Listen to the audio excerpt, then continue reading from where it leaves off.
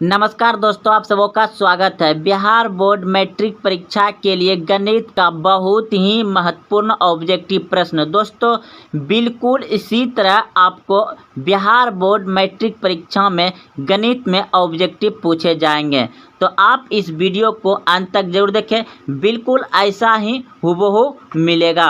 तो आपको 4 option ABCD लिखे गए हैं। जो आंसर सही लगे आपका वह आंसर को आप OMR शीट के आंसर में, जैसे A सही होगा तो A, B सही होगा तो B, C सही होगा तो C और D सही होगा तो D को रंगना है। तो आइए प्रश्न को समझते हैं और आप याद रखिए, अच्छे से समझिए, क्योंकि बिल्कुल ऐसे ही आपको बिहार बोर्ड मैट्रिक परीक्षा गणित में ऑब्जेक्टिव पूछे जाएंगे, जो कि 50 नंबर का होता है। और ये अंक बढ़ाने के लिए ऑब्जेक्टिव आपको मदद करेगा। तो देखिए प्रश्न है, माध्यिका का 3 गुना और माध्य के दुगुने का अंतर कहलाता है। माध्यिका का 3 गुना और माध्य के दुगुने का अंतर कहलाता है। आपका ऑप्शन नंबर C बिल्कुल सही हो जाएगा। बहुलक कहलाता है। याद रखिएगा, माध्यिका का 3 गुना और माध्य के दुगुने का अंतर कहलाता है। क्या कहलाता है? बहुलक कहलाता है। अगला प्रश्न देखिए। अब प्रश्न है 5 3 7 6 4 2 1 की माध्यिका है। तो दोस्तों माध्यिका निकालने का सबसे नियम अच्छा क्या है कि आप इनको सीरियली बैठा दीजिए। जैसे सबसे पहले आपका क्या आएगा? 1 आएगा, उसके बाद फिर क्या आएगा? 2 आएगा, उसके बाद फिर क्या आएगा? 3 आएगा, उसके बाद क्या आएगा? 4 आएगा, फिर 5 आएगा, फिर 6 आएगा, फिर आपका 7 आएगा और संख्या है, गिन लेते हैं, 1 2 3 4 5 6 7, 7 संख्या था। अब क्या करना है इसमें आपको कि इधर से जोड़ा लगा करके आपको कटाना। जैसे इधर 3 अंक इधर छोड़ दिए, 3 अंक इधर छोड़ दिए, यानी कि एक इधर से एक इधर से, एक इधर से एक इधर से, एक इधर से एक इधर से, जो बीच में बच गया दोस्तों वही आपका क्या हो गया? माध्यिका हो गया। तो आपका ऑप्शन नंबर C बिल्कुल सही हो जाएगा। 4, 2 नंबर का उत्तर क्या आ जाएगा? 4 आंसर है। अगर आपको मन में डाउट आ गया कि 2 गो बच जाएगा तो क्या करेंगे, तो 2 गो बचेगा तो दोनों को जोड़ के भाग दे देंगे। वैसा ही प्रश्न मिलेगा। आगे चलते हैं। तो इस प्रश्न को आप अच्छे से समझ गए होंगे। अगला प्रश्न देखिए। प्रश्न है, निम्नलिखित में कौन केंद्रीय प्रवृत्ति के मापक नहीं है? निम्नलिखित में कौन केंद्रीय प्रवृत्ति के मापक नहीं है? तो इस प्रश्न का उत्तर हो जाएगा आपका ऑप्शन नंबर D बिल्कुल सही है, विचलन। अगला प्रश्न है 2 3 0 3 2 6 का बहुलक क्या होगा? यानी बहुलक होगा। तो आप सभी जानते हैं कि बहुलक मतलब कि जो बहुत बड़ा आए उसे बहुलक कहते हैं। जैसे कि हम एक सवाल दे रहे हैं, 4 3 2 3 2 3 4 7 8 3। तो इसमें सबसे ज़्यादा बार क्या है? तो देख रहे हैं कि 1 3 यहाँ है, 1 3 यहाँ है, 1 3 यहाँ है, 1 3 यहाँ है, यानी कि 1 2 3 4 बार 3 है। और कहीं है नहीं। तो जैसे कि 4 क्या बार है? 1 बार है। 2 कितना बार है? 1 2 बार है। और 3 4 कितना? 2 बार था। तो इसमें सबसे अधिक बार क्या है? जैसे एक बार यहाँ 3 था, एक बार यहाँ 3 था, एक बार यहाँ 3 था, सबसे अधिक क्या है? 3। तो इस प्रश्न का उत्तर जो होगा आपका बहुलक 3 हो जाएगा। लेकिन यहाँ प्रश्न में देखिए आपको कि अगर 3 देख रहे हैं तो 2 गो है, 2 भी 2 गो है, तो सबसे अधिक कैसे निकालेंगे? बहुलक जो बार बार होगा क्या होगा? तो जो हमको जो ये बराबर संख्या 2 है और 3, ये 2 बार आया है, तो इन दोनों को जोड़ के 2 से भाग दे देंगे। यानी कि कितना हो जाएगा? 3 2 5, 5 में 2 से भाग दे दीजिएगा तो यानी कि कितना हो जाएगा? तब 2 दूना 4। अब बच गया कितना? इधर 1, तो 10 में रख दीजिए, उधर 10 हो गया, 5 दूनी 10, यानी कि आपका कितना बहुलक आ गया? कितना आ गया? 2.5। 2.5 कहाँ है? ऑप्शन नंबर D में। तो आपका ऑप्शन नंबर डी सही हो जाएगा।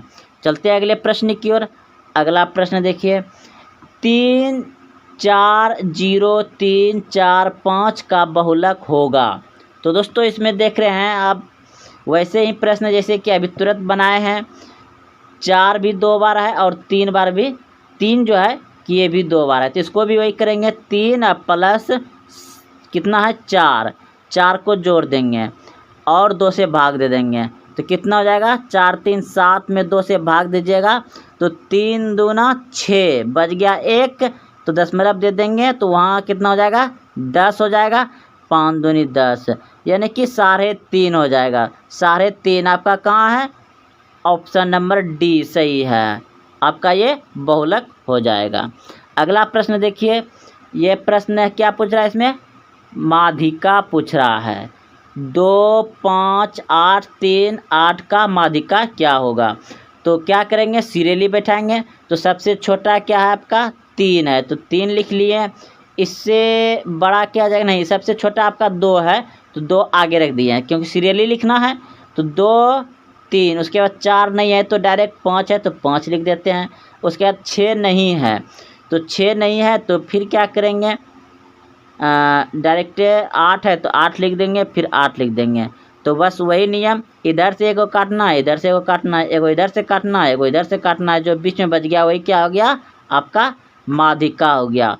तो इस प्रश्न का उत्तर हो जाएगा आपका ऑप्शन नंबर सी, बिल्कुल सही है, 5 माध्यिका हो जाएगा। तो आप अच्छे से समझ गए होंगे, माध्यिका जब भी पूछेगा तो क्या करिएगा, सीरियली नंबर बैठाइएगा ना, कि सबसे छोटा को पकड़िएगा और उसके बाद बड़का, फिर उसके बाद बड़का, फिर उसके बाद बड़का, जैसे कि हम बैठाएं यहाँ पे और काट दिए। तो आपका ऑप्शन नंबर सी 5 बचा बीच में। अगर 2 को बच जाता है, जैसे ये दोनों बच जाता, तो क्या करेंगे, दोनों को जोड़ के 2 से भाग दे देंगे। चलते अगले प्रश्न की ओर। देखिए अब प्रश्न है कि √2 है 1, तो √2 है 1 क्या, देखिए जो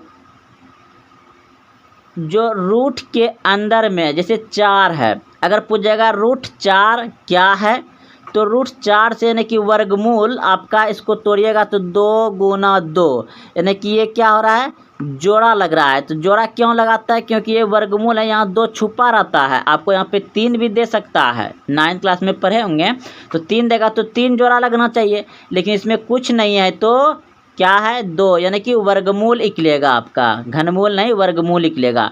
तो जैसे 2 गुना 2 हो गया तो आपका 2 बाहर हो गया। जब बाहर हो गया तो ये प्राकृतिक संख्या हो गया, और जब प्राकृतिक संख्या हो गया तो वो परिमेय संख्या हो गया, क्योंकि नहीं कुछ तो नीचे 1 रहता ही रहता है। तो ये आप समझ गए क्या, परिमेय संख्या। परिमेय संख्या क्या होता है, P/Q होता है। तो आपका ये √2 है, तो √2 आपका बाहर नहीं निकलेगा, इसलिए क्या हो जाएगा, ओ परिमेय संख्या, ऑप्शन नंबर सी सही है, ओ परिमेय संख्या हो जाएगा। चलते अगले प्रश्न की ओर। प्रश्न है 2 या 2 से अधिक अभाज्य संख्या का मोसो, यानी मोसो यानी क्या, HCF, और लोसो रहता तो LCM। तो प्रश्न को आप समझ गए होंगे, 2 या 2 से अधिक अभाज्य संख्या का मोसो हमेशा क्या होगा, 1 होगा। अब अभाज्य संख्या क्या होता है, जैसे कि 11 हो गया, और आपका कितना हो गया, 11 हो गया, 13 हो गया, तो ये सभी अभाज्य संख्या है। 17 हो गया, ये सभी अभाज्य संख्या है। अभाज्य संख्या क्या होता है, जो कि अपने से और 1 से कटे उसे अभाज्य संख्या कहते हैं। तो आप समझ गए, 2 या 2 से अधिक अभाज्य संख्याओं का मोसो क्या होगा, हमेशा 1 होगा, ऑप्शन नंबर ए सही है। अगला प्रश्न है, पाई है 1, पाई है 1, तो पाई है 1, पाई का मान आप जानबे करते हैं, क्या जानते हैं, 22/7 होता है, लेकिन ये आपका दशमलव में जाता है तोड़ने के बाद, तो आपका इसका मान ही रख दिया गया है कि पाई जब भी आए तो पाई होता है 1, ओ परिमेय संख्या होता है। क्या होता है, ओ परिमेय संख्या होता है पाई, याद रखिएगा, पाई 1 क्या है, ओ परिमेय संख्या है। अगला प्रश्न देखिए, प्रश्न है दो परिमेय संख्याओं के बीच कितनी परिमेय संख्या हो सकती है? दो परिमेय संख्या है और उन दोनों के बीच में कितनी परिमेय संख्या हो सकती है? तो अनंत होगा। ऑप्शन नंबर आपका डी बिल्कुल सही है, अनंत होता है। अगला प्रश्न है, प्रश्न आपका 1.62 एक है, तो ऑप्शन दिया गया है परिमेय संख्या है, वो परिमेय संख्या है, एक पूर्ण संख्या है, या इनमें से कोई नहीं। तो इसको जब हम हटाएंगे तो क्या हो जाएगा? 162/100 हो जाएगा। तो ये क्या आ गया? P/Q के रूप में आ गया। तो ये परिमेय संख्या है। ऑप्शन नंबर ए सही हो जाएगा, परिमेय संख्या है। अगला प्रश्न है आपका, निम्नलिखित में से कौन अभाज्य संख्या है? तो अभी तुरंत आपको बताए थे कि अभाज्य संख्या क्या होता है? जो एक से कटे और अपने आप से कटे और किसी से न कटे, उसे अभाज्य संख्या कहते हैं। 8 तो आपका 2 से कटेगा, 4 से कटेगा, 1 से कटेगा, 8 से तो कटवे करेगा। तो ये आपका 2 से भी कट रहा है, यानी कि अधिक से कट रहा है, तो ये आपका अभाज्य संख्या नहीं होगा। 9 भी देखिए 1 से कटेगा, 9 से कटेगा, 3 से कटेगा, ये भी नहीं होगा। 11 जो है आपका सिर्फ 1 और 11 से ही कटेगा, अपना से कटने की तो बात ही अलग है, लेकिन यहाँ पे 1 से कटेगा। 15 फिर देखिए 5 से कटेगा, 3 से कटेगा, 3 से कटेगा, फिर 5 से कटेगा। तो आपका 15 भी अभाज्य संख्या नहीं होगा। तो अभाज्य संख्या क्या होगा?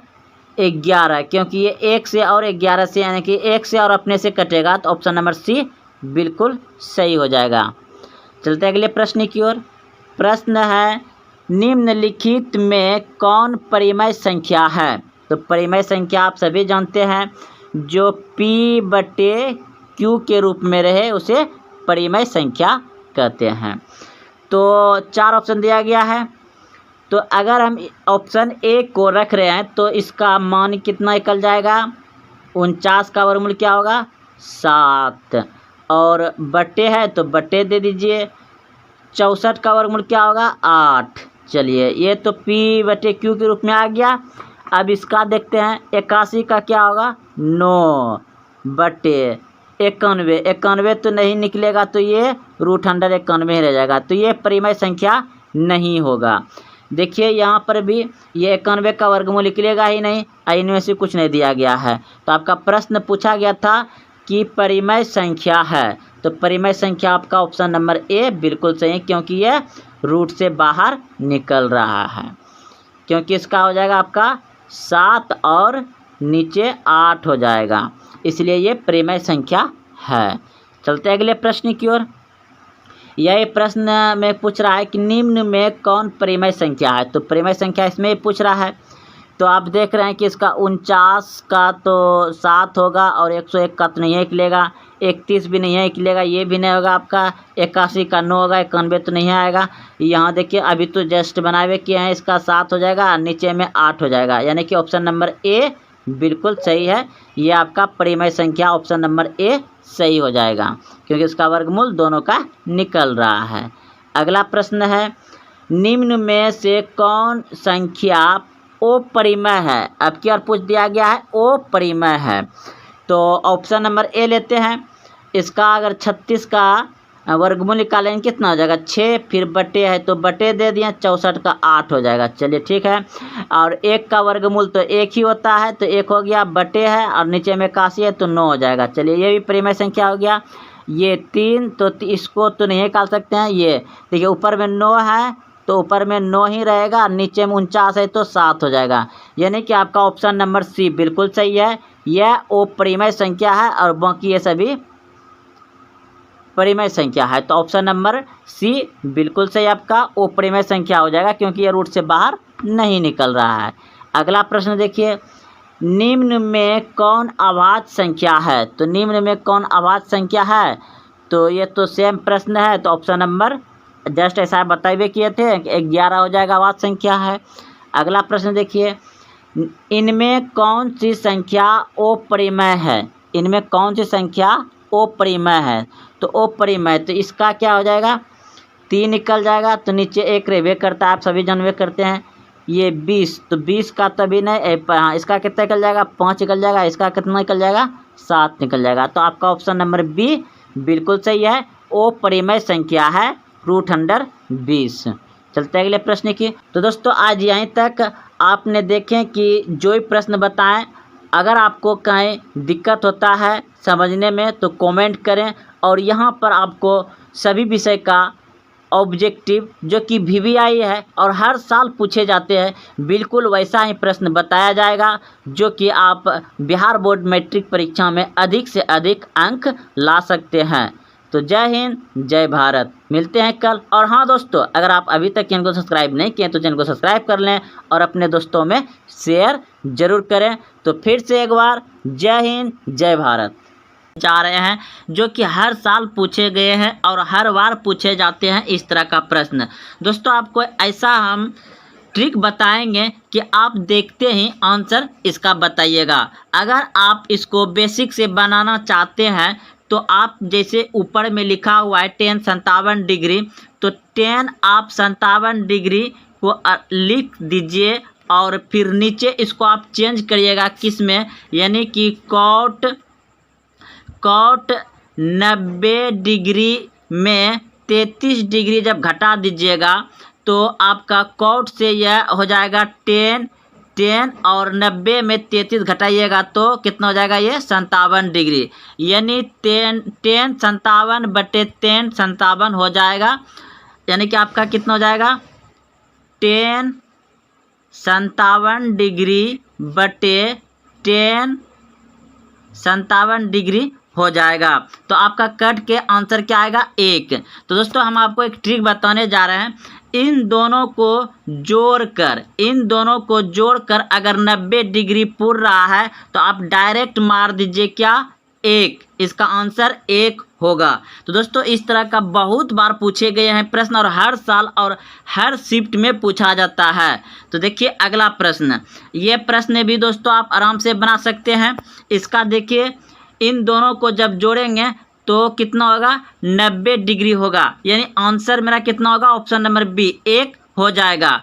ये देखिए इसमें क्या करिएगा आप, कॉस क्या करिएगा, कॉस 90 डिग्री में 27 को आप क्या करिएगा, घटा दीजिएगा, तो आपका कॉस से उल्टा हो जाता है इसमें, यानी कि हो जाएगा आपका साइन, और 90 में 27 घटाइएगा तो आपका कितना आ जाएगा, 63। तो इस चीज़ को आप इसके नीचे यहाँ पर लिख दीजिएगा, यानी कट जाएगा, तो आपका आंसर 1 आ जाएगा। तो दोस्तों आप डायरेक्ट सोचिए, इन दोनों का अगर जोड़ करके 90 डिग्री आ रहा है तो आप डायरेक्ट 1 आंसर मार दीजिए, ऑप्शन नंबर बी सही है।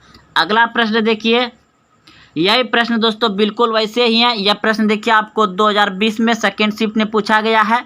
हर शिफ्ट में इस तरह का प्रश्न पूछता है और हर साल पूछता है।